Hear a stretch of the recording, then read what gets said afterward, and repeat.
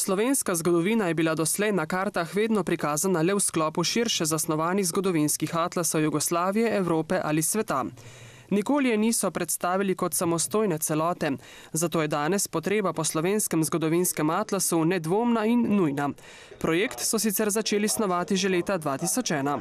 Veste, ideja to je že stara, to je bila pač en velik primanjkljaj slovenske kulture in slovenske znanosti. In seveda, da bi to nastalo prej ni bilo in je pravzaprav prvi poskus nastave emigracij med slovenskimi Argentinci, ki je zanimiv zvezek, vendar širše ni bil dosegljiv, ker je bil pri nas prepovedan in strokovnjaki so ga seveda poznali. Potem smo imeli pa razne derivate raznih tujih, hrvaških, nemških in tako naprej.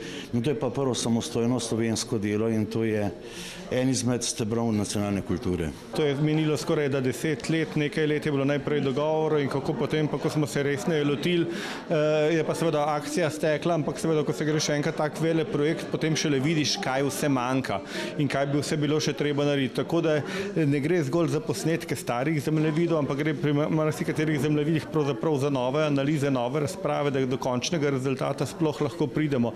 In prvo je, kar je še treba omeniti, seveda, če delamo primerjave s podobnimi nacionalnimi atlasi naših sosednjih držav, kaj okoli, po katerih smo se hoteli zgledovati, lahko rečemo, da kakšnega primernega zgleda na tej točki tudi nismo našli in da smo mogli nekatere stvari dejansko ustvarjati tudi na novo po svojim lastni pameti. Atlas je zajel ključna obdobja slovenske zgodovine od prazgodovinskih kultur na našem ozemlju do osamosvojitve Slovenije kot neodvisne države, obsega pa več kot 234 kart, ki zajemajo našo politično, cerkveno, gospodarsko in kulturno zgodovino. Razdeljen je tako na kronološko, ampak poudarek je seveda, da ima na odlične karte, ki so le posebej delne, samo za to priliko, to ni zbirka nekih starih kart.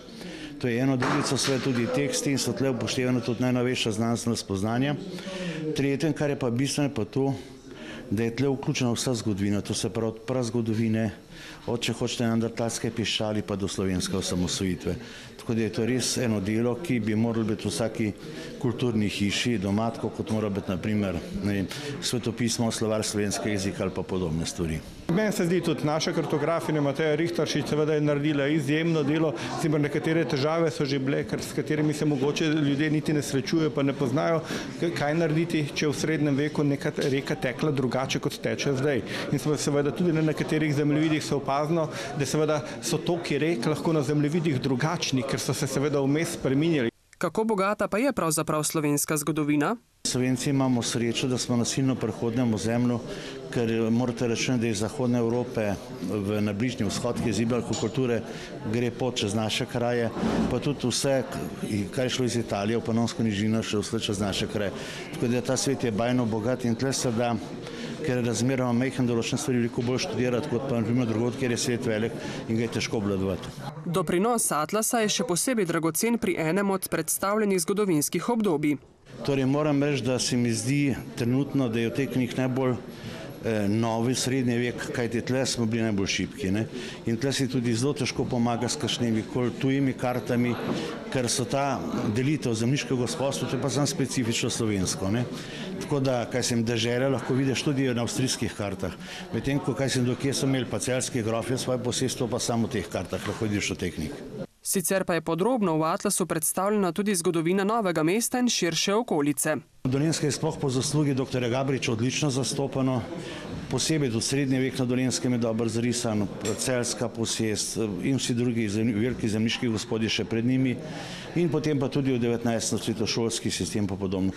Torej Dolenjska, ne mi zameriti, ampak se mi zdi, da je po Oleševi zaslugi najbolj zastopana v tem atlasu.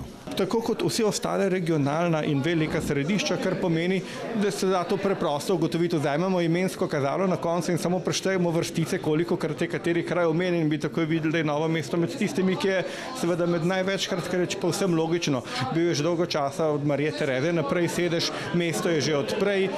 Če govorimo o kulturnih šolskih ustanovah, vemo, da je Novomeška gimnazija ena najstarejših ustanov in seveda tudi novomeške kulturne ustanove knjižnice, v kateri smo je ena prvih, ki dobi recimo pravico obveznega izvoda na Slovenskem. Slovenski zgodovinski atlas je izšel pri založbi Nova revija.